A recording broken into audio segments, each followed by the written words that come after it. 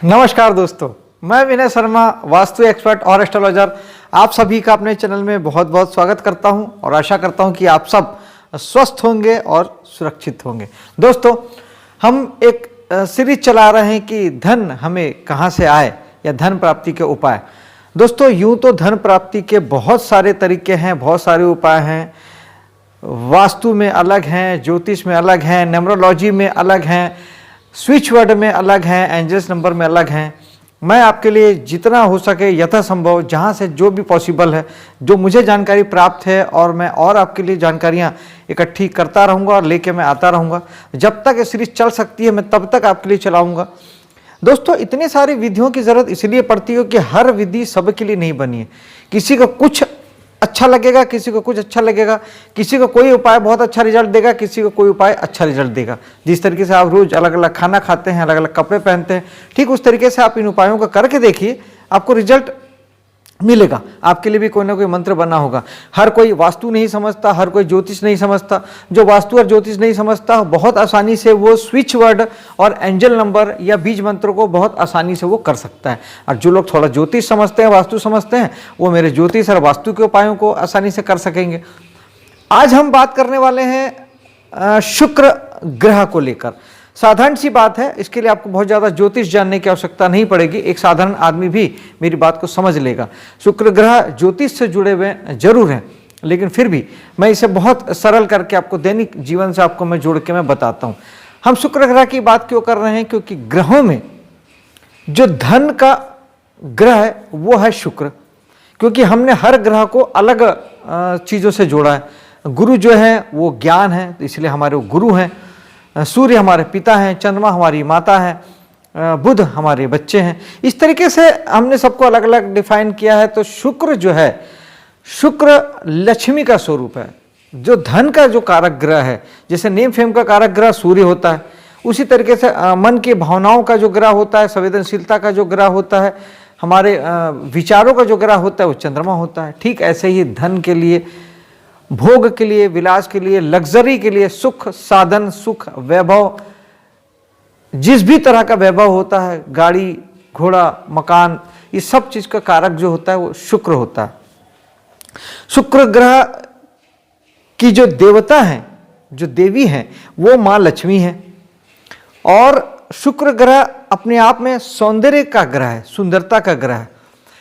तो अब हमको करना क्या है? एक सामान्य सी बात समझिएगा कि हमको जो चाहिए, हमको उस ग्रह को साधना है। सिंपल सी बात है, उस ग्रह को हमें अपने जीवन में उसे ज़्यादा से ज़्यादा बलवान करना है।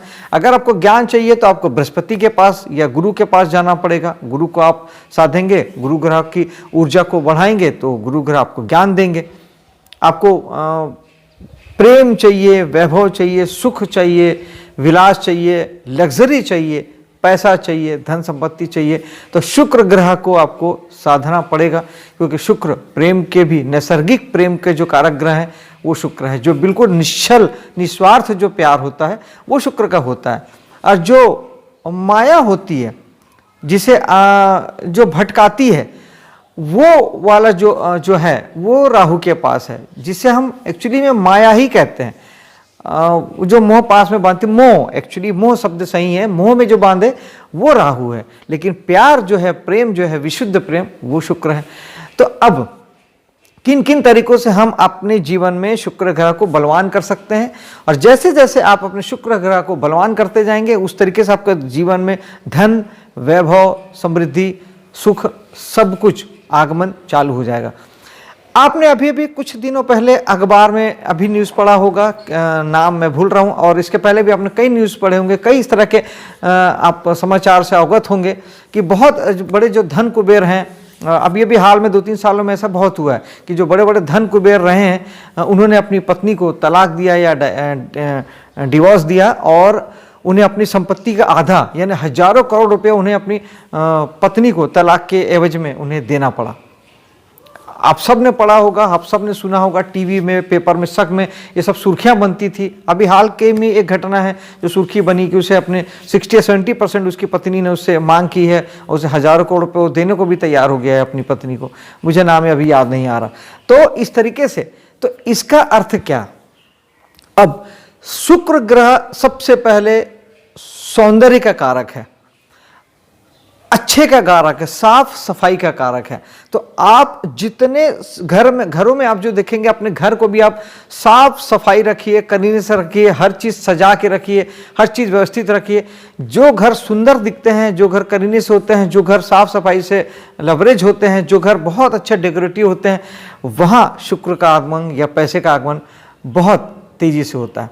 ठीक यही बात स्वयं पे लागू होती है कि हम जितने साफ सुथरे से अच्छे से रहते हैं, अच्छे कपड़े पहनते हैं, गुड लुकिंग दिखते हैं, बहुत अच्छे से रहते हैं, अच्छे जूते चप्पल पहनते हैं, तो भी लग्जरी या सुख साधन या पैसा हमारी ओर आकर्षित होता है। आपने देखा होगा कि जितने गरीब लोग होते हैं या कथाकथित जो अपने आप को गरीब समझते हैं, वह अपने यूं ही अपने कपड़े को अस्त व्यस्त रहता है, बाल बिखरे रहते हैं, गंदे कपड़े पहने रहते हैं, और हम देखते ही शायद बोल देते हैं कि ये गरीब है।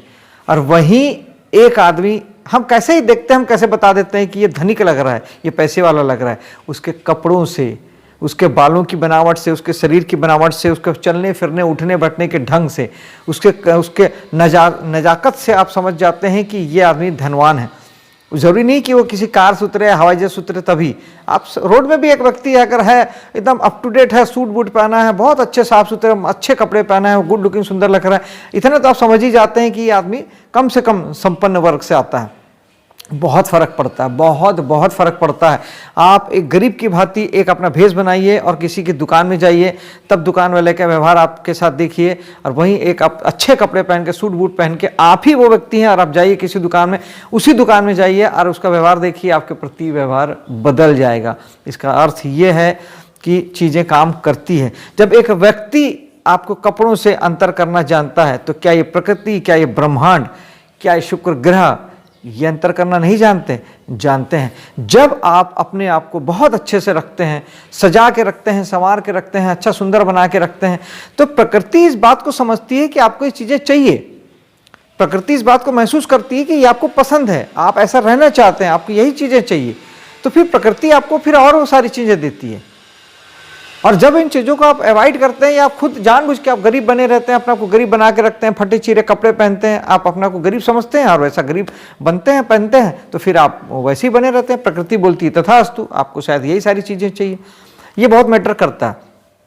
इवन आप देखेंगे, आप अपने आसपास देखिएगा, सर्च करिएगा, आप अपने जो भी आप अपने जिस भी एटमॉस्फेयर में आप रहते हैं, आप आसपास देखिए, जो लोग गरीब बस्ती है, गरीब बस्ती में आप देखेंगे बाकी सब लोग तो एज यूजुअल जैसे गरीबियों की तरह से रहते हैं। उनमें कोई एक 100, 200, 500 में एक बंदा ऐसा होता है जो बड़ा शुरू से ही बड़ा अच्छे कपड़े पहनता है, सोस्टिकेटेड ढंग से रहता है, उसे शुरू से अमीर बनने की चाहत रहती है, तो वो अमीरों की तरह से रहता है। अमीर है नहीं, लेकिन अमीरों की तरह से रहता है।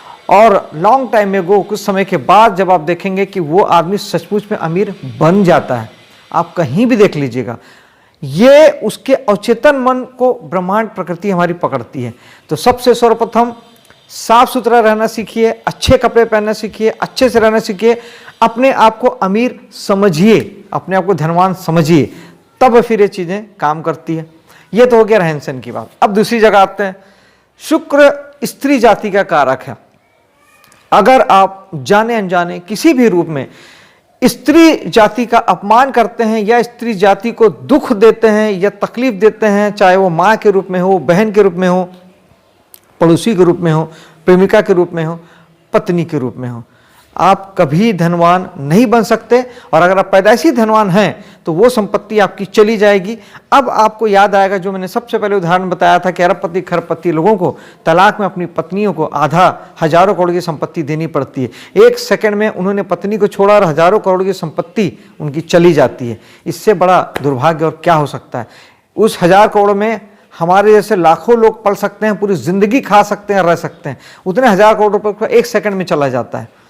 कहने का अर्थ यह है कि शुक्र साक्षात महिला जाति को प्रतिनिधित्व करता है। स्त्री जाति जो है वो आपके धन का, वैभव का कारक है। और यही वजह है कि हम अपनी श्रीमती को या हमारी पत्नी को या घरवाली को हम भाग्य लक्ष्मी कहते हैं, भाग्यवान कहते हैं, लक्ष्मी कहते हैं। घर की जो वाइफ होती है, पत्नी होती है, महिला जो होती है, जो घर चलाती है, उसे घर की लक्ष्मी कहा जाता है। और ये यूं ही नहीं कहा जाता, ये हजारों सालों से हमने उसको कनेक्ट किया, हमने जोड़ा।